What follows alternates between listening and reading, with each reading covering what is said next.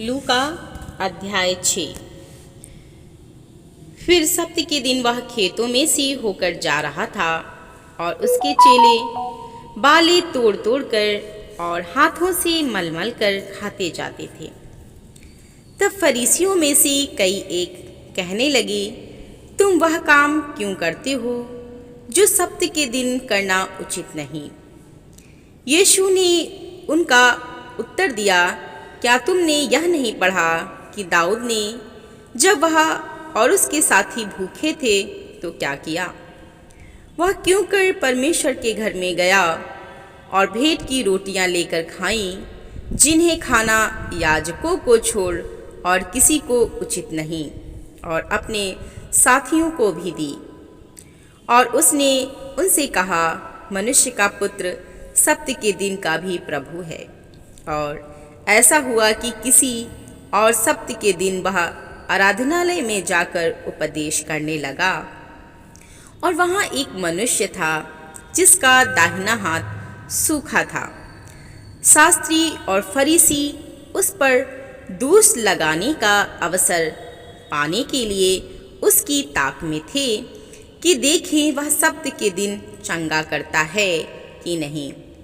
परंतु वह उनके विचार जानता था, इसलिए उसने सूखे हाथ वाले मनुष्य से कहा, उठ, बीच में खड़ा हो।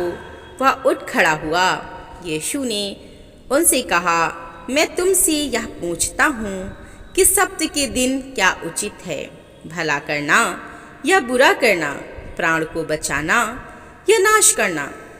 और उसने चारों ओर उन सबों को देखकर उस मनुष्य से कहा, अपना हाथ बढ़ा।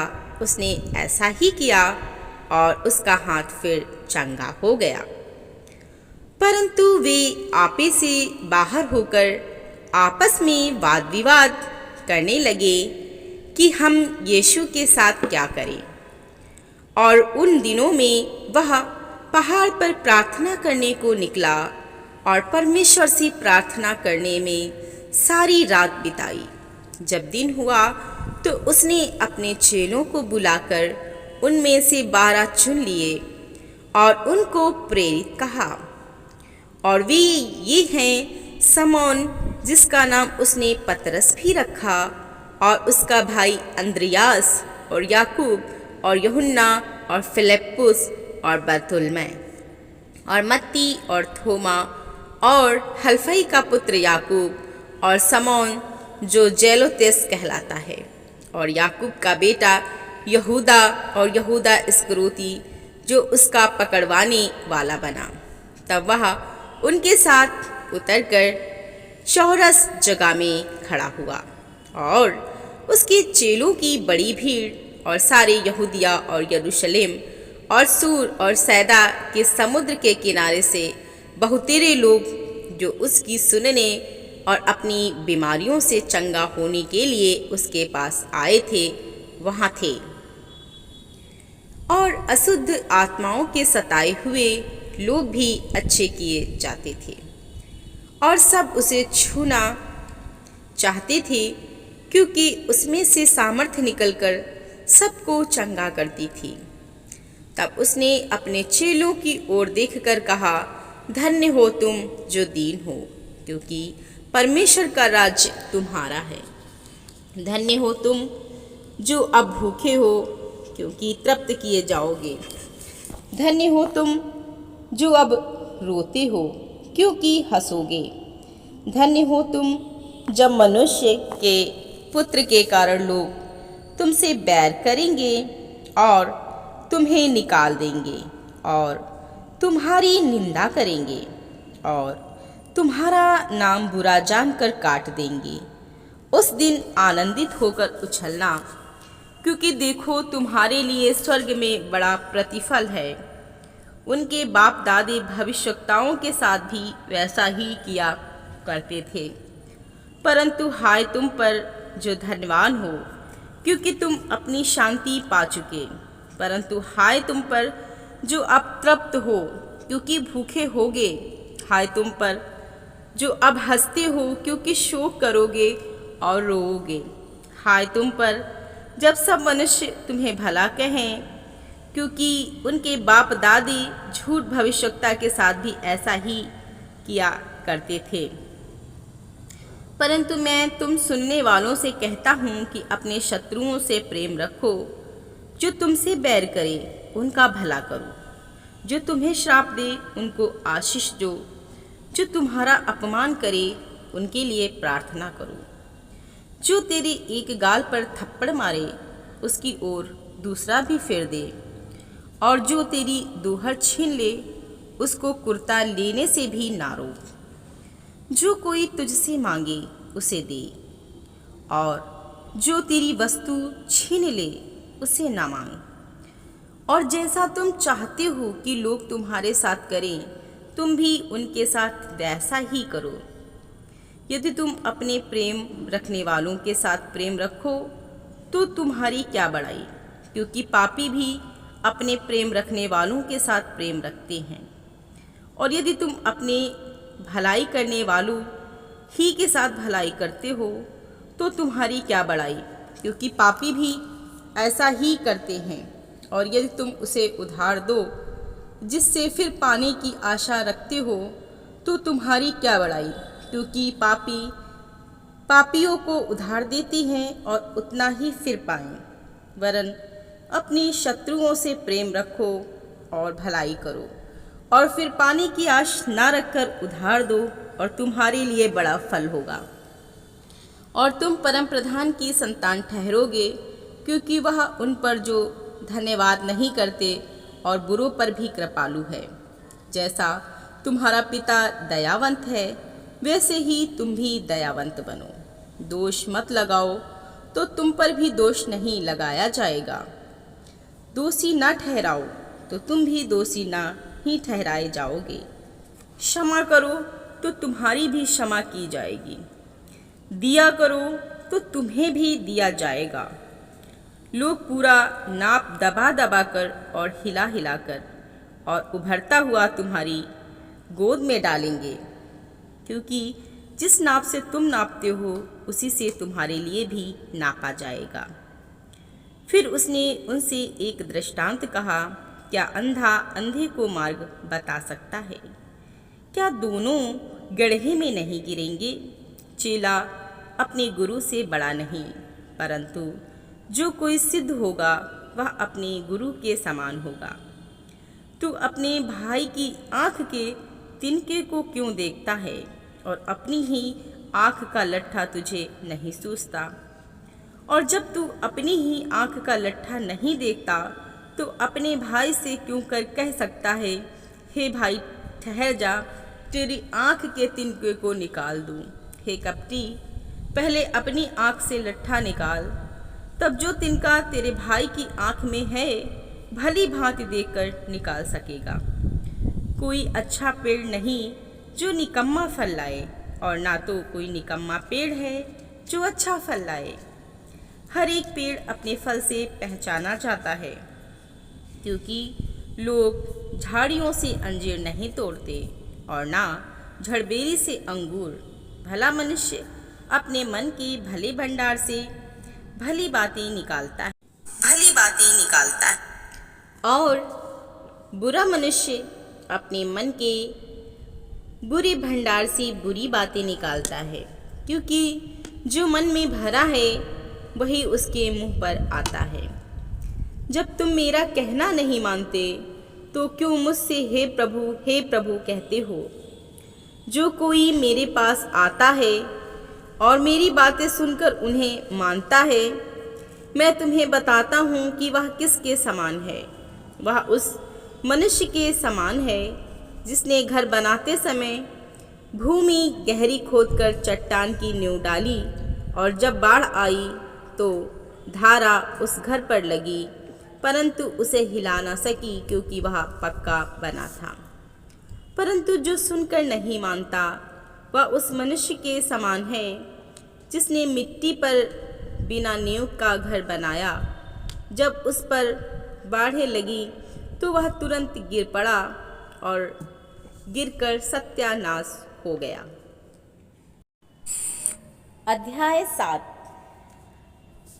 जब वह लोगों को अपनी सारी बातें सुना चुका तो कफरनहूम में आया और किसी सूबेदार का एक दास जो उसका प्रिय था बीमारी से मरने पर था। उसने यीशु की चर्चा सुनकर यहूदियों के कई पुरनियों को उससे यह विनती करने को उसके पास भेजा कि आकर मेरे दास को चंगा कर। वे यीशु के पास आकर उससे बड़ी विनती करके कहने लगे कि वह इस योग्य है कि तू उसके लिए यह करे, क्योंकि वह हमारी जाति से प्रेम रखता है और उसी ने हमारे आराधनालय को बनाया है।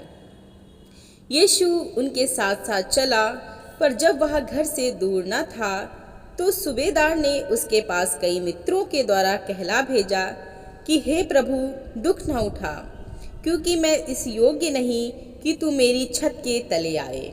इस कारण मैंने अपने आप को इस योग्य भी ना समझा कि तेरे पास आऊं, पर वचन ही कह दे तो मेरा सेवक चंगा हो जाएगा। मैं भी पराधीन मनुष्य हूँ और सिपाही मेरे हाथ में है, और जब एक को कहता हूँ जा तो वह जाता है, और दूसरे से कहता हूँ कि आ तो आता है, और अपने किसी दास को कि यह कर तो वह उसे करता है। यह सुनकर यीशु ने अचंभा किया और उसने मुंह फेर कर उस भीड़ से जो उसके पीछे आ रही थी कहा, मैं तुमसे कहता हूँ कि मैंने इस्राएल में भी ऐसा विश्वास नहीं पाया। और भेजे हुए लोगों ने घर लौटकर उस दास को चंगा पाया। थोड़े दिन के बाद वह नाइन नाम के एक नगर को गया और उसके चेले बड़ी भीड़ उसके साथ जा रही थी। जब वह नगर के फाटक के पास पहुंचा तो देखो, लोग एक मुर्दे को बाहर लिए जा रहे थे, जो अपनी माँ का इकलौता पुत्र था। वह विधवा थी और नगर के बहुत से लोग उसके साथ थे। उसे देखकर प्रभु को तरस आया और उससे कहा, मत रो। तब उसने पास आकर अर्थी को छुआ और उठाने वाले ठहर गए। तब उसने कहा, हे जवान, मैं तुझसे कहता हूँ, उठ। तब वह मुर्दा उठ बैठा और बोलने लगा, और उसने उसे उसकी माँ को सौंप दिया। इससे सब पर भय छा गया और वे परमेश्वर की बड़ाई करके कहने लगे कि हमारे बीच में एक बड़ा भविष्यवक्ता उठा है और परमेश्वर ने अपने लोगों पर कृपा दृष्टि की है। और उसके विषय में यह बात सारे यहूदिया और आसपास के सारे देश में फैल गई। और यूहन्ना को उसके चेलों ने इन सब बातों का समाचार दिया। तब यूहन्ना ने अपने चेलों में से 2 को बुलाकर प्रभु के पास यह पूछने के लिए भेजा कि क्या आने वाला तू ही है या हम किसी और दूसरे की बाट देखें। उन्होंने उसके पास आकर कहा, यूहन्ना बपतिस्मा देने वाले ने हमें तेरे पास यह पूछने को भेजा है कि क्या आने वाला तू ही है या हम दूसरे की बाट जोहें। उसी घड़ी उसने बहुतों को बीमारों और पीड़ाओं और दुष्टात्माओं से छुड़ाया और बहुत से अंधों की आंखें खोल दी। और उसने उनसे कहा, जो कुछ तुमने देखा और सुना है जाकर यूहन्ना से कह दो कि अंधे देखते हैं, लंगड़े चलते फिरते हैं, कोढ़ी शुद्ध किए जाते हैं, बहरे सुनते हैं, मुर्दे जिलाए जाते हैं और कंगालों को सुसमाचार सुनाया जाता है। और धन्य है वह जो मेरे कारण ठोकर ना खाए। जब यूहन्ना के भेजे हुए लोग चल दिए तो यीशु यूहन्ना के विषय में लोगों से कहने लगा, तुम जंगल में क्या देखने गए थे? क्या हवा से हिलते हुए सरकंडे को? तो तुम फिर क्या देखने गए थे? क्या कोमल वस्त्र पहने हुए मनुष्यों को? देखो, जो भड़कीला वस्त्र पहनते और सुख विलास से रहते हैं वे राजभवनों में रहते हैं। तो फिर क्या देखने गए थे? क्या किसी भविष्यवक्ता को? हाँ, मैं तुमसे कहता हूँ, वरन भविष्यवक्ता से भी बड़े को। यह वही है जिसके विषय में लिखा है कि देख, मैं अपने दूत को तेरे आगे आगे भेजता हूँ, जो तेरे आगे मार्ग सीधा करेगा। मैं तुमसे कहता हूँ कि जो स्त्रियों से जन्मे हैं उनमें से यूहन्ना से बड़ा कोई नहीं, पर जो परमेश्वर के राज्य में छोटे से छोटा है वह उससे भी बड़ा है। और सब साधारण लोगों ने सुनकर और चुंगी लेने वालों ने भी यूहन्ना का बपतिस्मा लेकर परमेश्वर को सच्चा मान लिया। फिर फरीसियों और व्यवस्थापकों ने उससे बपतिस्मा ना लेकर परमेश्वर की मनसा को अपने विषय में टाल दिया। सो मैं इस युग के लोगों की उपमा किससे दूं कि वे किसके समान हैं? वे उन बालकों के समान हैं जो बाजार में बैठे हुए एक दूसरे को पुकार कर कहते हैं कि हमने तुम्हारे लिए बांसुरी बजाई और तुम ना नाचे, हमने विलाप किया और तुम ना रोए। क्योंकि यूहन्ना बपतिस्मा देने वाला न रोटी खाता आया न दाखरस पीता आया, और तुम कहते हो उसमें दुष्ट आत्मा है। मनुष्य का पुत्र खाता पीता आया है और तुम कहते हो देखो पेटू और पियक्कड़ मनुष्य, चुंगी लेने वालों का और पापियों का मित्र। पर ज्ञान अपनी सब संतानों से सच्चा ठहराया गया है। पर किसी फरीसी ने उससे विनती की कि मेरे साथ भोजन कर। सो वह उस फरीसी के घर में जाकर भोजन करने बैठा। और देखो उस नगर की एक पापी स्त्री यह जानकर वह फरीसी के घर में भोजन करने बैठा है, संगमरमर के पात्र में इत्र लाई और उसके पाँवों के पास पीछे खड़ी होकर रोती हुई उसके पाँवों को आंसुओं से भिगोने और अपने सिर के बालों से पोंछने लगी और उसके पाँव बार बार चूमकर उन पर इत्र मला। यह देखकर वह फरीसी जिसने उसे बुलाया था अपने मन में सोचने लगा, यदि वह भविष्यवक्ता होता तो जान लेता कि यह जो उसे छू रही है वह कौन और कैसी स्त्री है, क्योंकि वह तो पापिन है। यह सुन यीशु ने उसके उत्तर में कहा, हे समौन, मुझे तुझसे कुछ कहना है। वह बोला, हे गुरु कहे। किसी महाजन के 2 देनदार थे, एक 500 और दूसरा 50 दिनार धरता था। जबकि उसके पास पटाने को कुछ ना रहा तो उसने दोनों को क्षमा कर दिया। सो उनमें से कौन उससे अधिक प्रेम रखेगा? समौन ने उत्तर दिया, मेरी समझ में वह जिसका उसने अधिक छोड़ दिया। उसने उससे कहा, तू ठीक विचार किया है, तूने ठीक विचार किया है।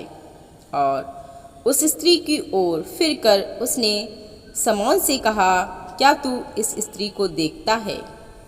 मैं तेरे घर में आया, परंतु तू ने मेरे पाँव धोने के लिए पानी ना दिया, पर इसने मेरे पाँव आंसुओं से भिगोए और अपने बालों से पोंछा। तूने मुझे चुम्मा ना दिया, पर जब से मैं आया हूँ तब से इसने मेरे पाँवों को चूमना न छोड़ा। तूने मेरे सिर पर तेल नहीं मला, पर इसने मेरे पाँव पर इत्र मला है। इसलिए मैं तुझसे कहता हूँ कि इसके पाप जो बहुत थे क्षमा हुए, क्योंकि इसने बहुत प्रेम किया। पर जिसका थोड़ा क्षमा हुआ है वह थोड़ा प्रेम करता है। और उसने स्त्री से कहा, तेरे पाप क्षमा हुए। तब जो लोग उसके साथ भोजन करने बैठे थे वे अपने अपने मन में सोचने लगे, यह कौन है जो पापों को भी क्षमा करता है? पर उसने स्त्री से कहा, तेरे विश्वास ने तुझे बचा लिया है, कुशल से चली जा। अध्याय 8। इसके बाद वह नगर नगर और गांव गांव प्रचार करता हुआ और परमेश्वर के राज्य का सुसमाचार सुनाता हुआ फिरने लगा। और वे 12 उसके साथ थे। और कुछ स्त्रियां भी थीं जो दुष्टात्माओं से और बीमारियों से छुड़ाई गई थीं। और वे ये हैं, मरियम जो मगदलीनी कहलाती है, जिसमें से 7 दुष्टात्माएं निकली थीं, और हेरोदेस के भंडारी खुजा की पत्नी योअन्ना और सुसन्ना और बहुत सी अन्य स्त्रियां ये अपनी संपत्ति से उसकी सेवा करती थीं। जब बड़ी भीड़ इकट्ठी हुई और नगर नगर के लोग उसके पास चले आते थे, तो उसने दृष्टांत में कहा, एक बोने वाला बीज बोने निकला। बोते हुए कुछ मार्ग के किनारे गिरा और रौंदा गया, और आकाश के पक्षियों ने उसे चुग लिया। कुछ चट्टान पर गिरा और उपजा, परंतु तरी ना मिलने से सूख गया। कुछ झाड़ियों के बीच में गिरा और झाड़ियों के साथ साथ बढ़कर उसे दबा दिया। कुछ अच्छी भूमि पर गिरा और उगकर 100 गुना फल लाया। यह कहकर उसने ऊंचे शब्द से कहा, जिसके सुनने के कान हों वह सुन ले। उसके चेलों ने उससे पूछा कि इस दृष्टांत का अर्थ क्या है। उसने कहा, तुम जो परमेश्वर के राज्य के भेदों की समझ दी गई है, पर औरों को दृष्टांतों में सुनाया जाता है, इसलिए कि वे देखते हुए भी ना देखें और सुनते हुए भी ना समझें। दृष्टांत का अर्थ यह है, बीज परमेश्वर का वचन है। मार्ग के किनारे वे हैं जिन्होंने सुना, तब शैतान आकर उनके मन में से वचन उठा ले जाता है कि कहीं ऐसा ना हो कि वे विश्वास करके उद्धार पाएं। चट्टान पर के वे हैं कि जब सुनते हैं तो आनंद से वचन को ग्रहण तो करते हैं, परंतु जड़ना पकड़ने से वे थोड़ी देर तक विश्वास रखते हैं और परीक्षा के समय बहक जाते हैं। जो झाड़ियों में गिरा, यह वे हैं जो सुनते हैं, पर आगे चलकर चिंता और धन और जीवन के सुख विलास में फंस जाते हैं और उनका फल नहीं पकता। पर अच्छी भूमि के वे हैं जो वचन सुनकर भले और उत्तम मन में संभाले रहते हैं और धीरज से फल लाते हैं। कोई दिया जला के बर्तन से नहीं ढकता और न खाट के नीचे रखता है, परंतु दीवट पर रखता है कि भीतर आने वाले को प्रकाश पाए। कुछ छिपा नहीं जो प्रकट ना हो, और ना कुछ गुप्त है जो जाना ना जाए और ना प्रकट हो। इसलिए चौकस रहो कि तुम किस रीति से सुनते हो, क्योंकि जिसके पास है उसे दिया जाएगा, और जिसके पास नहीं है उससे वह भी ले लिया जाएगा जिसे वह अपना समझता है। उसकी माता और उसके भाई उसके पास आए, पर भीड़ के कारण उससे भेंट ना कर सके। उससे कहा गया, तेरी माता और तेरे भाई बाहर खड़े हुए तुझसे मिलना चाहते हैं। उसने उसके उत्तर में उनसे कहा, मेरी माता और मेरे भाई ये हैं जो परमेश्वर का वचन सुनते और मानते हैं। फिर एक दिन वह उसके चेले नाव पर चढ़े और उसने उनसे कहा, आओ झील के पार चलें। अतः उन्होंने नाव खोल दी, पर जब नाव चल रही थी तो वह सो गया, और झील पर आंधी आई और नाव पानी से भरने लगी और वे जोखिम में थे। तब उन्होंने पास आकर उसे जगाया और कहा, स्वामी स्वामी, हम नाश हुए जाते हैं।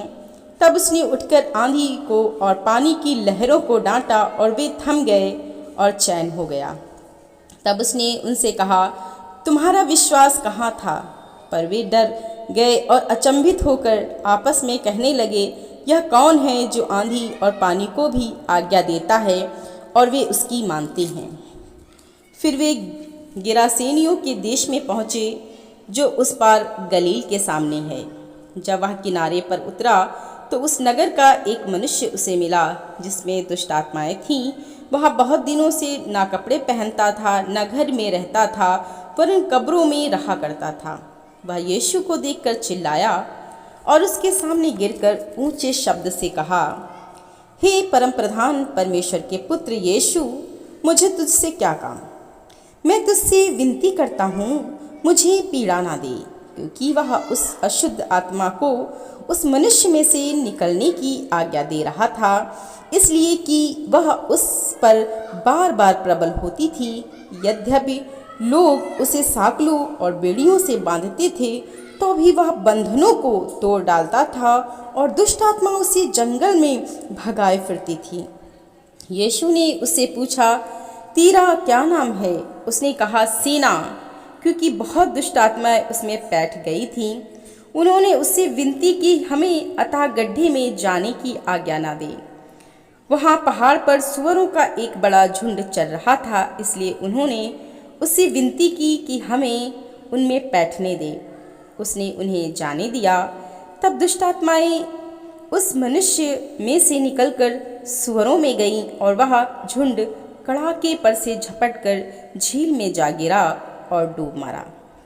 चरवाहे यह जो हुआ था देखकर भागे और नगर में और गांव में जाकर उसका समाचार दिया। लोग यह जो हुआ था उसे देखने को निकले और यीशु के पास आकर जिस मनुष्य से दुष्ट आत्माएं निकली थी उसे यीशु के पाँवों के पास कपड़े पहने और सचेत बैठे हुए पाकर डर गए। और देखने वालों ने उनको बताया कि वह दुष्ट आत्मा का सताया हुआ मनुष्य किस प्रकार अच्छा हुआ। तब गिरासेनियों के आसपास के सब लोगों ने यीशु से विनती की कि हमारे यहाँ से चला जा, क्योंकि उन पर बड़ा भय छा गया था। अतः वह नाव पर चढ़कर लौट गया। जिस मनुष्य में से दुष्ट आत्माएं निकली थी वह उससे विनती करने लगा कि मुझे अपने साथ रहने दे, परंतु यीशु ने उसे विदा करके कहा, अपने घर को लौट जा और लोगों से बता कि परमेश्वर ने तेरे लिए कैसे बड़े बड़े काम किए हैं। वह जाकर सारे नगर में प्रचार करने लगा कि यीशु ने मेरे लिए कैसे बड़े बड़े काम किए हैं। जब यीशु लौटा तो लोग उससे आनंद के साथ मिले, क्योंकि वे सब उसकी बाट जोह रहे थे। इतने में याईर नामक एक मनुष्य जो आराधनालय का सरदार था आया और यीशु के पांव पर गिर के उससे विनती करने लगा कि मेरे घर चल, क्योंकि उसके 12 वर्ष की इकलौती बेटी थी और वह मरने पर थी। जब वह जा रहा था तब लोग उस पर गिरे पड़ते थे। एक स्त्री ने जिसको 12 वर्ष से लहू बहने का रोग था और जो अपनी सारी जीविका वैद्यों के पीछे व्यय कर चुकी थी तो भी किसी के हाथ से चंगी ना हो सकी थी, पीछे से आकर उसके वस्त्र के आंचल को छुआ और तुरंत उसका लहू बहना बंद हो गया। इस पर यीशु ने कहा, मुझे किसने छुआ? जब सब मुकरने लगे तो पतरस और उसके साथियों ने कहा, हे स्वामी, तुझे तो भीड़ दबा रही है और तुझ पर गिरी पड़ती है। परंतु यीशु ने कहा, किसी ने मुझे छुआ है, क्योंकि मैंने जान लिया है कि मुझ में से सामर्थ्य निकली है। जब स्त्री ने देखा कि मैं छिप नहीं सकती, तब कांपती हुई आई और उसके पांव पर गिरकर सब लोगों के सामने बताया कि उसने किस कारण से उसे छुआ और कैसे तुरंत चंगी हो गई। उसने उससे कहा, बेटी, तेरे विश्वास ने तुझे चंगा किया है, कुशल से चली जा। वह यह कह ही रहा था कि किसी ने आराधनालय के सरदार के यहाँ से आकर कहा, तेरी बेटी मर गई है, गुरु को दुख ना दे। यीशु ने यह सुनकर उसे उत्तर दिया, मत डर, केवल विश्वास रख तो वह बच जाएगी। घर में आकर उसने पतरस, यूहन्ना, याकूब और लड़की के माता पिता को छोड़ अन्य किसी को अपने साथ भीतर आने न दिया। सब उसके लिए रो पीट रहे थे, परंतु उसने कहा, रो मत, वह मरी नहीं परंतु सो रही है। वे यह जानकर कि वह मर गई है उसकी हंसी करने लगे, परंतु उसने उसका हाथ पकड़ा और पुकार के कहा, हे लड़की उठ। तब उसके प्राण लौट आए और वह तुरंत उठ बैठी। फिर उसने आज्ञा दी कि उसे कुछ खाने को दिया जाए। उसके माता पिता चकित हुए, परंतु उसने उन्हें चिताया कि यह जो हुआ है किसी से ना कहना। अध्याय 9। फिर उसने 12 को बुलाकर उन्हें सब दुष्ट आत्माओं और बीमारियों को दूर करने की सामर्थ्य और अधिकार दिया और उन्हें परमेश्वर के राज्य का प्रचार करने और बीमारों को अच्छा करने के लिए भेजा। उसने उनसे कहा, मार्ग के लिए कुछ ना लेना, न तो लाठी, न झोली, न रोटी, न रुपये और न दो कुर्ते।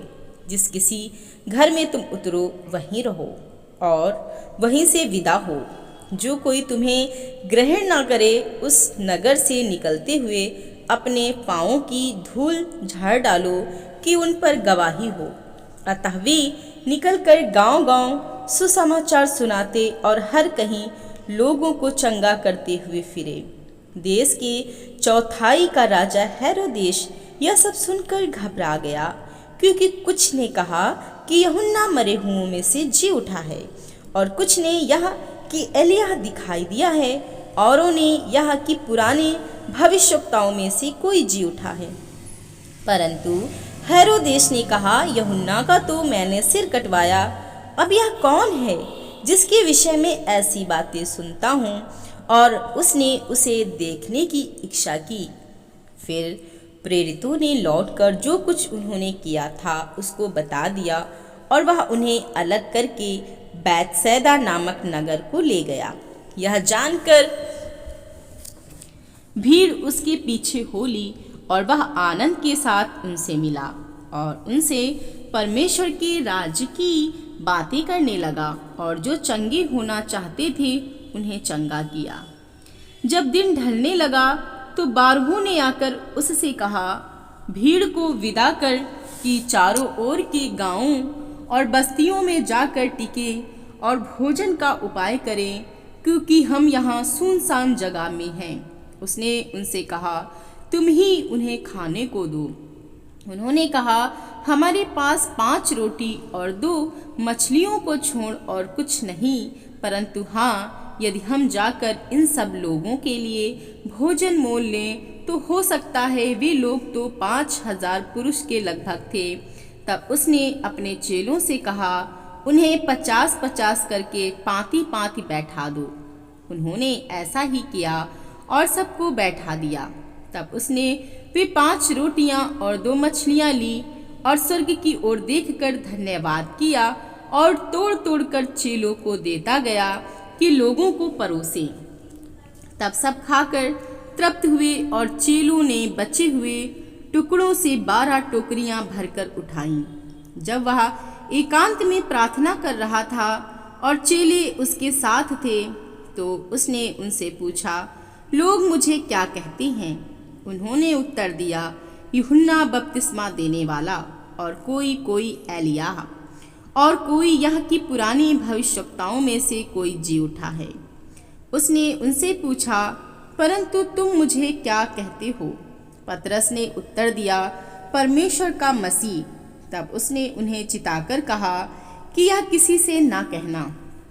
फिर उसने कहा, मनुष्य के पुत्र के लिए आवश्यक है कि वो बहुत दुख उठाए, और पुरनिये और प्रधान याजक और शास्त्री उसे तुच्छ समझकर मार डालें, और वह तीसरे दिन जी उठे। उसने उन सब से कहा, यदि कोई मेरे पीछे आना चाहे तो अपने आपे का इनकार करे और प्रतिदिन अपना क्रूस उठाए हुए मेरे पीछे हो ले। क्योंकि जो कोई अपना प्राण बचाना चाहेगा वह उसे खोएगा, परंतु जो कोई मेरे लिए अपना प्राण खोएगा वही उसे बचाएगा। यदि मनुष्य सारे जगत को प्राप्त करे और अपना प्राण खो दे या उसकी हानि उठाए तो उसे क्या लाभ होगा? जो कोई मुझसे और मेरी बातों से लजाएगा, मनुष्य का पुत्र भी जब अपनी और अपने पिता की और पवित्र स्वर्गदूतों की महिमा सहित आएगा तो उससे लजाएगा। मैं तुमसे सच कहता हूँ कि जो यहाँ खड़ी हैं उनमें से कुछ ऐसे हैं जब तक परमेश्वर का राज ना देख लें तब तक मृत्यु का स्वाद ना चखेंगे। इन बातों के कोई 8 दिन बाद वह पतरस, यूहन्ना और याकूब को साथ लेकर प्रार्थना करने के लिए पहाड़ पर गया।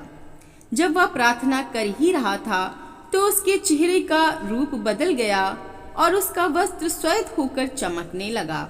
और देखो, मूसा और एलिय्याह ये 2 पुरुष उसके साथ बातें कर रहे थे।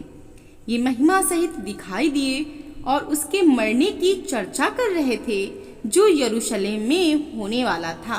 पतरस और उसके साथी नींद से भरे थे और जब अच्छी तरह सचेत हुए तो उसकी महिमा और उन 2 पुरुषों को जो उसके साथ खड़े थे देखा।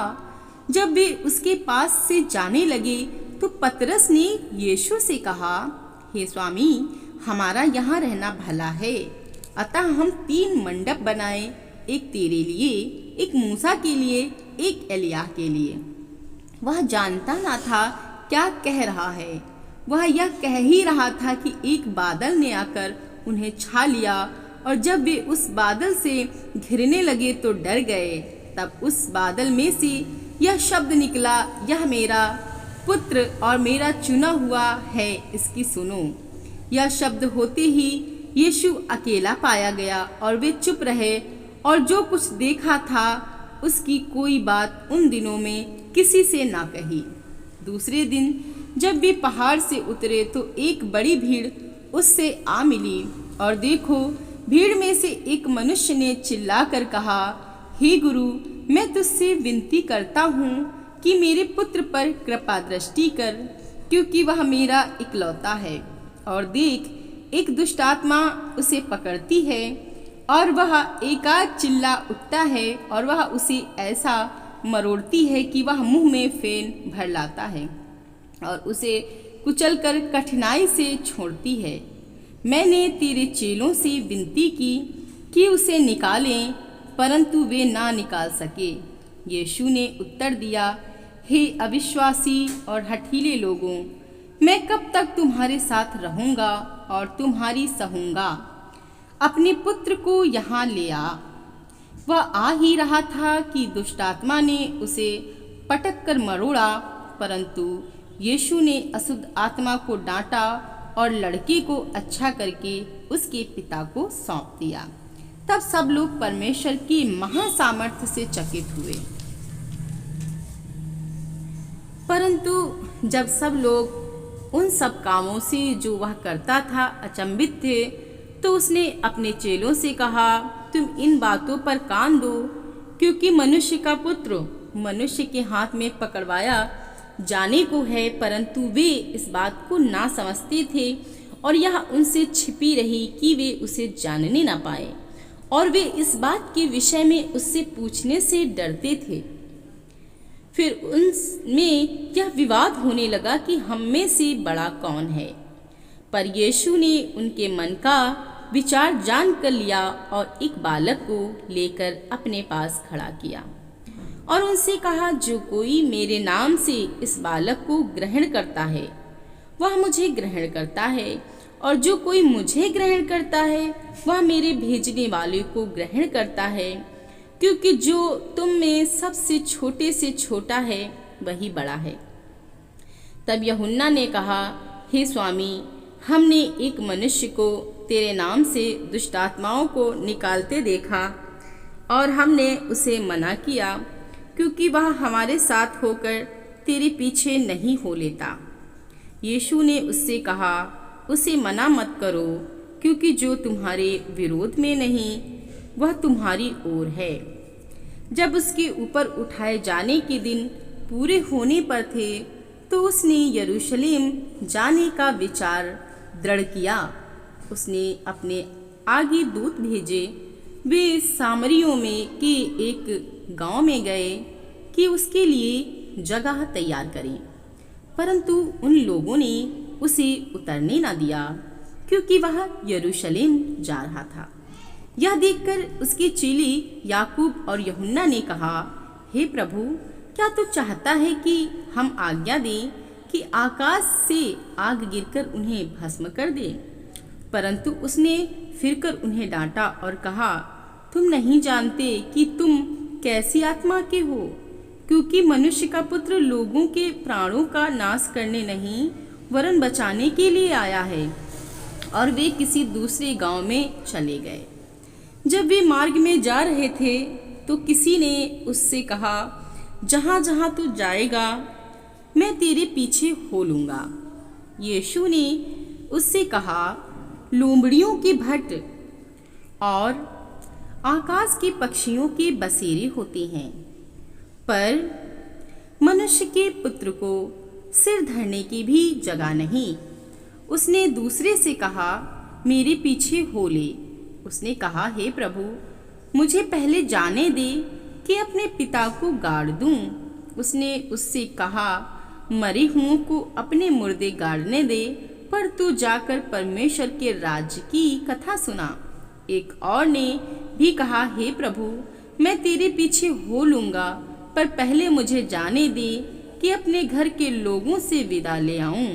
यीशु ने उससे कहा, जो कोई अपना हाथ हल पर रखकर पीछे देखता है वह परमेश्वर के राज्य के योग्य नहीं। अध्याय 10। इन बातों की बात प्रभु ने 70 और मनुष्य नियुक्त किए और जिस जिस नगर और जगह जगह को वो आप जाने पर था वहां उन्हें दो दो करके अपने आगे भेजा। उसने उनसे कहा, पके खेत बहुत हैं परंतु मजदूर थोड़े हैं, इसलिए खेत के स्वामी से विनती करो कि वह अपने खेत काटने को मजदूर भेज दे। जाओ, देखो मैं तुम्हें भेड़ों के समान भेड़ियों के बीच में भेजता हूँ, इसलिए न बटुआ न झोली न जूते लो और न मार्ग में किसी को नमस्कार करो। जिस किसी घर में जाओ पहले कहो, इस घर पर कल्याण हो। यदि वहाँ कोई कल्याण के योग्य होगा तो तुम्हारा कल्याण उस पर ठहरेगा, नहीं तो तुम्हारे पास लौट आएगा। उसी घर में रहो और जो कुछ उनसे मिले वही खाओ पियो, क्योंकि मजदूर को अपनी मजदूरी मिलनी चाहिए। घर घर ना फिरना। जिस नगर में जाओ और वहाँ के लोग तुम्हें उतारें तो जो कुछ तुम्हारे सामने रखा जाए वही खाओ। वहाँ के बीमारों को चंगा करो और उनसे कहो, परमेश्वर का राज्य तुम्हारे निकट आ पहुँचा है। परंतु जिस नगर में जाओ और वहाँ के लोग तुम्हें ग्रहण ना करें तो उसके बाजारों में जाकर कहो, तुम्हारे नगर की धूल भी जो हमारे पाँवों में लगी है हम तुम्हारे सामने झाड़ देते हैं, तो भी यह जान लो कि परमेश्वर का राज्य तुम्हारे निकट आ पहुँचा है। मैं तुमसे कहता हूँ कि उस दिन उस नगर की दशा से सदोम की दशा अधिक सहने योग्य होगी। हाय खुराजीन, हाय बैतसैदा, जो सामर्थ्य के काम तुम में किए गए, यदि वे सूर और सैदा में किए जाते तो वे टाट ओढ़कर और राख में बैठकर कब के मन फिराते। परंतु न्याय के दिन तुम्हारी दशा से सूर और सैदा की दशा अधिक सहने योग्य होगी। और हे कफरनहूम, क्या तू स्वर्ग तक ऊंचा किया जाएगा? तू तो अधोलोक तक नीचे जाएगा। जो तुम्हारी सुनता है वह मेरी सुनता है, और जो तुम्हें तुच्छ जानता है वह मुझे तुच्छ जानता है, और जो मुझे तुच्छ जानता है वह मेरे भेजने वाले को तुच्छ जानता है। वे 70 आनंद करते हुए लौटे और कहने लगे, हे प्रभु, तेरे नाम से दुष्ट आत्मा भी हमारे वश में है। उसने उनसे कहा, मैं शैतान को बिजली के समान स्वर्ग से गिरा हुआ देख रहा था। देखो, मैंने तुम्हें सांपों और बिच्छुओं को रौंदने का और शत्रु की सारी सामर्थ्य पर अधिकार दिया है, और किसी वस्तु से तुम्हें कुछ हानि न होगी। तो भी इससे आनंदित मत हो कि आत्मा तुम्हारे वश में है, परंतु इससे आनंदित हो कि तुम्हारे नाम स्वर्ग पर लिखे हैं।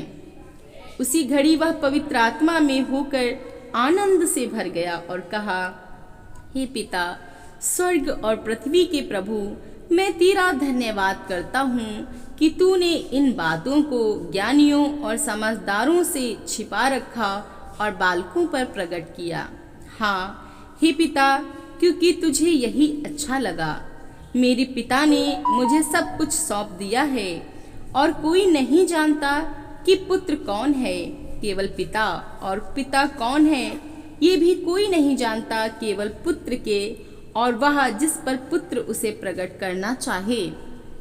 तब चेलों की ओर मुड़कर अकेले में कहा, धन्य है वे आंखें जो ये बातें जो तुम देखते हो देखती हैं, क्योंकि मैं तुमसे कहता हूँ कि बहुत से भविष्यवक्ताओं और राजाओं ने चाहा कि जो बातें तुम देखते हो देखें पर ना देखें, और जो बातें तुम सुनते हो सुने पर ना सुने।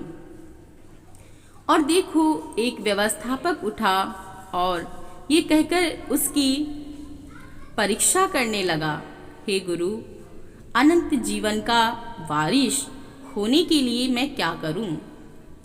उसने उससे कहा, व्यवस्था में क्या लिखा है, तू कैसे पढ़ता है? उसने उत्तर दिया, तू प्रभु अपने परमेश्वर से अपने सारे मन और अपने सारे प्राण और अपनी सारी शक्ति और अपनी सारी बुद्धि के साथ प्रेम रख और अपने पड़ोसी से अपने समान प्रेम रख। उसने उससे कहा, तूने ठीक उत्तर दिया, यही कर तो तू जीवित रहेगा। परंतु उसने अपने आप को धर्मी ठहराने की इच्छा से यीशु से पूछा, तो मेरा पड़ोसी कौन है?